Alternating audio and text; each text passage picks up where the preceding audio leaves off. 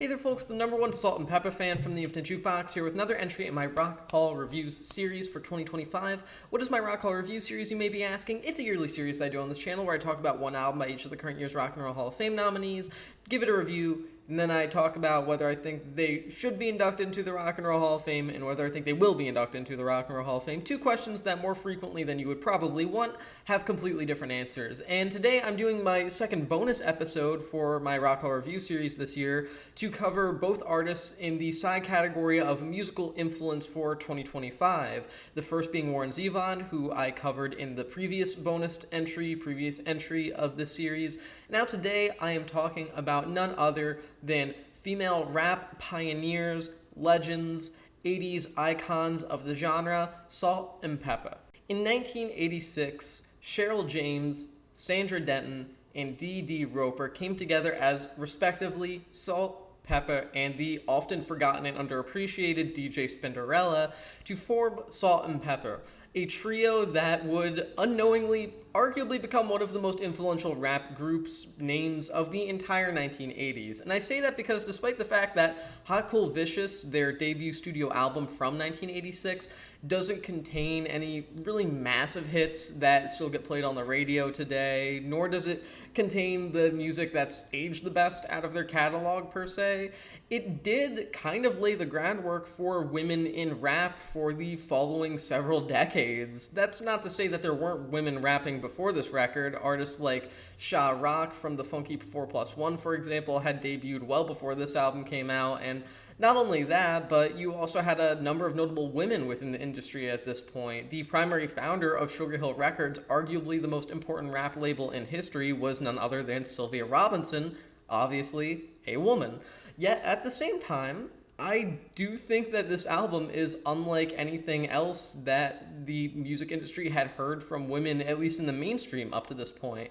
Hot Cool Vicious is a record that is exactly what its title implies. It's hot, it's cool, and it's vicious. It's an album that has plenty of tracks about pure sexuality from a woman's standpoint, a record that has just as many songs about braggadocio and confidence that you would get from a lot of male artists around this time that women weren't really expected to dive into, as it has songs that are about highlighting some more kind of aggressive topics, taking another woman's man or having to find out that someone is cheating on you. Songs that at the time were kind of unheard of by women within the rap industry because, well, frankly, women were just generally unheard of in the rap industry because, like I said, there were women that rapped before Salt-N-Pepa, but they definitely had behind the scenes or otherwise minor roles in larger groups. You could, in a way, argue that Salt-N-Pepa laid the groundwork for feminist rapping, in a way. And sure, you could also say that there are other women in rap around the same time or only a year or two after this that were much more important in the long run. Queen Latifah, MC Lyte, Roxanne Shante, all of whom are just as important as Salt-N-Pepa in one way or another, depending on who you ask. But at the same time, I think that this record is really something unique, and while it definitely did accidentally lay down some stereotypes for women as rappers, I do also think that it allowed women to really just begin to express themselves in a way that the music industry at large, being built on misogyny, tried to prevent at one point. And that is a beautiful thing to hear every time I return to this record because it really is something that feels so striking at the end of the day. But the issue with it is that no matter how culturally and historically impactful that this record is, it kind of also hasn't aged the best either. Now you might be saying, yeah, of course it hasn't aged the best. It's from 1986, and rap, at least in the mainstream, had a very different sound then than it did even 10 years later, let alone several decades later. And I mean, yeah, that's true. But like around the same time, Eric B. and Rakim and Public Enemy, and only a few years later, the likes of A Tribe Called Quest and De La Soul would be starting to put out records that really haven't aged a day, in my personal opinion at least. There are plenty of rap albums from this era, whether people want to admit it or not, that I just quite frankly, don't think have aged. If this record can come out of the same era that It Takes a Nation of Millions and Straight Outta Compton came out of, I don't see any reason why I should have less expectation for it to hold up over time.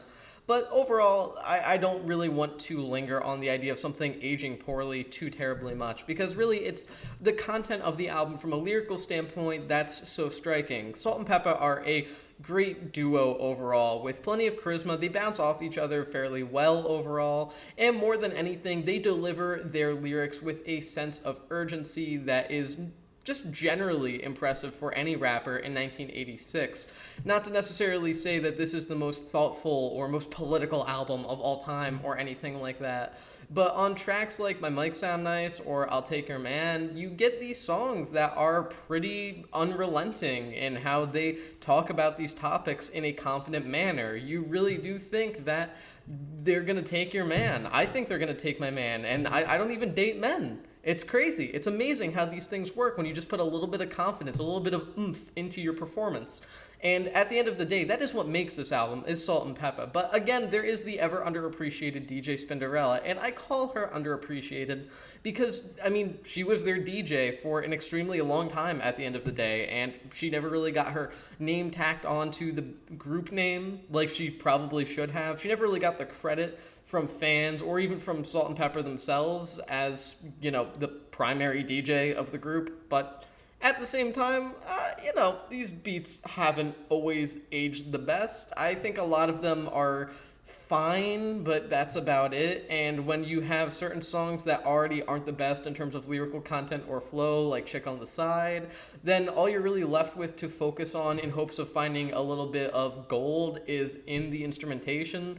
And a lot of it just feels minimalistic. A lot of it feels extremely outdated with a lot of drum tones and synth kind of sounds that just haven't aged the best and sound painfully 1986 when rap as a mainstream genre, at the very least, really hadn't developed itself super far yet, despite the fact that there were plenty of underground artists that were about to take rap as a whole in a whole new direction in just a couple years' time. And obviously, again, I don't really want to hate on this album too much for that, which is why I'm not really deducting a ton of points from it for that, because really there's no reason to hate an album for being a product of its time from a sonic standpoint, because they really didn't know that much else, or at the very least you can't really accuse this album of trend chasing, considering there really were no trends to chase at the time. But overall, I do think that this is a genuinely very good record, and while it may not be perfect, it may not even contain their biggest hits. Push It and What a Man would take a couple more years and a few more years to come out, respectively.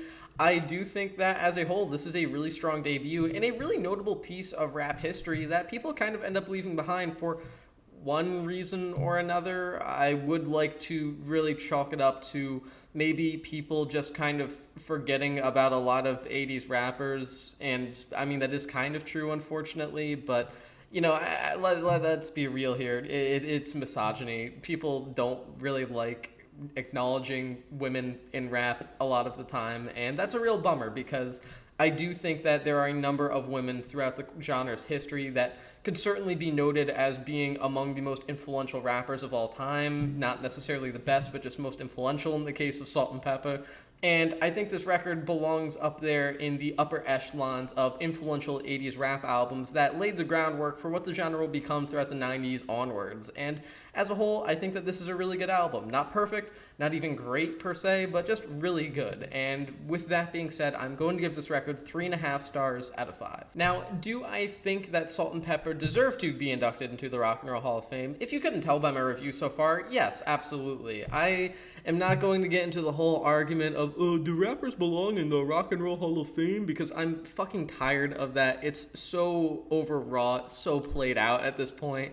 Whether you agree with rappers getting into the Rock and Roll Hall of Fame or not, which I love it. I think it's great. I'm happy they're inducting rappers. The overall point is that they are. Grandmaster Flash and the Furious 5 wasn't a one-off. Fucking Outkast are in the Rock and Roll Hall of Fame now. You're going to have to deal with it, man. And if you just deal with it and you look at it from an objective standpoint of are Salt-N-Pepa influential and noteworthy in music history, in popular music history across the board, the answer is yes, they are. And for that reason, I think they deserve to get in. I mean, they have maybe the commercial success to get in, if that's what you're drawing your opinion based on. I mean, Push It is a pretty iconic song, and What a Man is arguably one of the most iconic rap songs of the first half of the 90s, especially thanks to En Vogue on the chorus. But As a whole, I personally base deservingness mostly, at least, off of influence. And again, as I've stated throughout this whole review, Salt-N-Pepa have an underrated degree of impact on not only rap, but the music industry at large in terms of allowing women to express themselves in a more confident and, dare I say, even kind of masculine manner that was originally presented to exclusively be for men. This sort of very patriarchal kind of standard sort of set by the music industry's overall patriarchy that women were not really meant to rap, or if they were not really meant to rap in an aggressive manner or in a confident manner, is kind of completely thrown out the window here. And I think it threw it out of the window permanently, because it's beautiful to see how women are able to express themselves in the modern mainstream of rap, not really being expected to confine themselves to societal definitions of femininity or anything along those lines. And I do think that this album and this trio played a massive part in that. So yes, they absolutely deserve to be in the Rock and Roll Hall of Fame, and it's nice to see them get their due, especially when it kind of is so unexpected. They've never been on the ballot before, and I've never really seen anyone predict them either, so it's cool to see them get that acknowledgement, and also to have another rap inductee this year besides Outkast. Two completely different eras of rap, but two wildly deserving inductees, both of whom I'm very happy to see get in. So with that being said, that's the end of this video. Thank you for watching The Infinite Jukebox, and I'll see you in the next one.